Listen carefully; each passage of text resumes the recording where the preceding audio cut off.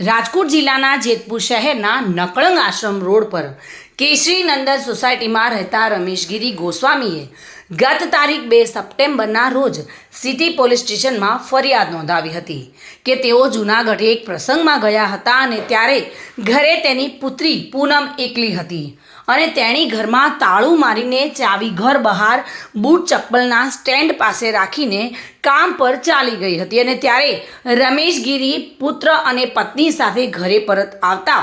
ઘરનો તમામ સામાન વેરવિખેર હતો અને ઘરમાં રહેલ કબાટ પણ ખુલ્લો હતો. કબાટમાં સુટકેસમાં રાખેલા સોનાના સેટ,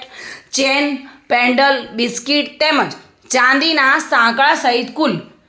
5 તોલાથી પણ ઉપરનો સોનાનો 400 ગ્રામનો ચાંદીના દાગીના અને કુલ કિંમત 1,77,000 રૂપિયાના મુદ્દામાલની ચોરી થઈ હતી. ચોરીની ફરિયાદ નોંધાતા બાદ પોલીસે તપાસ હાથ ધરી હતી ને જેમાં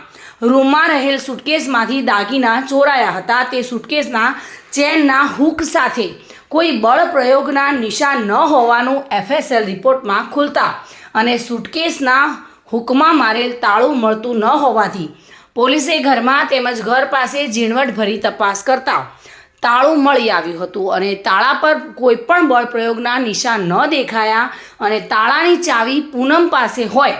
તે ચાવીથી તાળું ચેક કરતા સંપૂર્ણપણે ચાલુ બંધ થતું હતું, જેથી પોલીસને પૂનમ પર શંકા જતા તેણીની યુક્તિ પ્રયુક્તિથી પૂછપરછ કરતા તેણી ચોરી કબૂલી લીધી હતી. ફરિયાદીની દીકરી પૂનમે જૂનાગઢ રહેતા તેના પરિણીત પ્રેમી હિમાલય ઉર્ફે મલય ગોસ્વામીને પૈસાની જરૂરિયાત સાથે પૂનમે ચોરી એટલા માટે કરી કે તેની અન્ય જગ્યાએ સગાઈ થઈ હોવાથી ત્યાં તેને પસંદ ન હોવાથી ત્યાં તેને છૂટું થઈ જાય અને પ્રેમ સંબંધ ટકી રહે, જેથી ચોરીમાં તેનું નામ આવે તો સગાઈ તૂટી જાય અને સાથે જ દાગીના ચોરીને પ્રેમીને આપી દીધા હતા,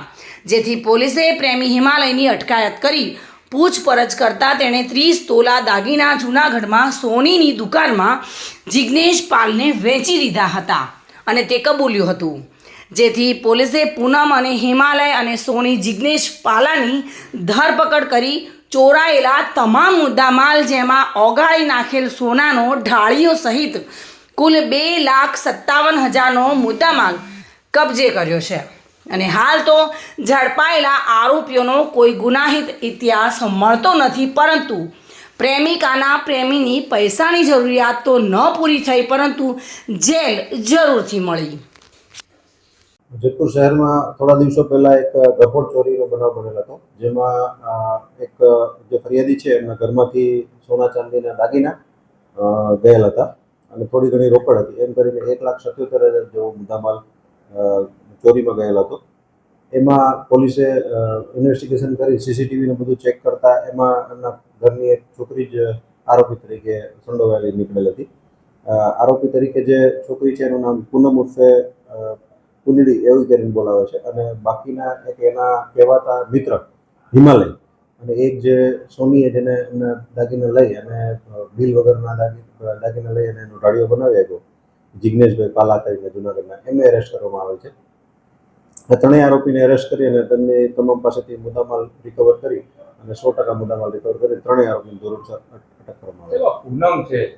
એમને પોતાના જ ઘરમાં ચોરી કરી, તો એનું કારણ શું હતું? શા માટે એવું શું બન્યું કે એમને ચોરી કરવી પડી અને એ પણ પોતાના જ ઘરમાં? હા, પ્રાથમિક પૂછપરછમાં અમને એવું જણાવેલ છે કે પૂનમ જે છે એમની પણ સગાઈ થઈ ગયેલી છે અને એની એક નાની બહેન છે એમની પણ સગાઈ થઈ ગયેલી છે, એટલે એમને જે ચડાવવામાં આવેલા હતા દાગીના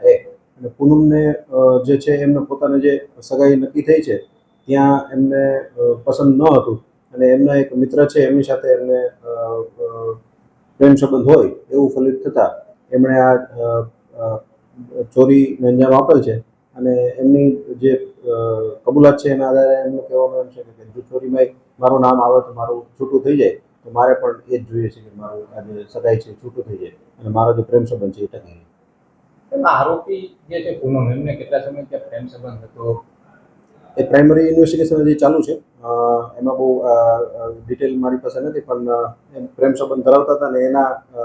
જે મુદ્દામાલ છે એ પણ એમની પાસે જ રાખેલો હતો અને ત્યાંથી પણ રિકવર કરવામાં આવેલો હતો. આરોપી ઉપર કોઈ ગુનાહિત ઇતિહાસ? ગુનાહિત ઇતિહાસ જણાયેલ નથી, પણ હજી પોલીસ વેરીફાઈ કરી રહી છે. સુરેશ ભાલિયા સાથે bureau report today Gujarati news.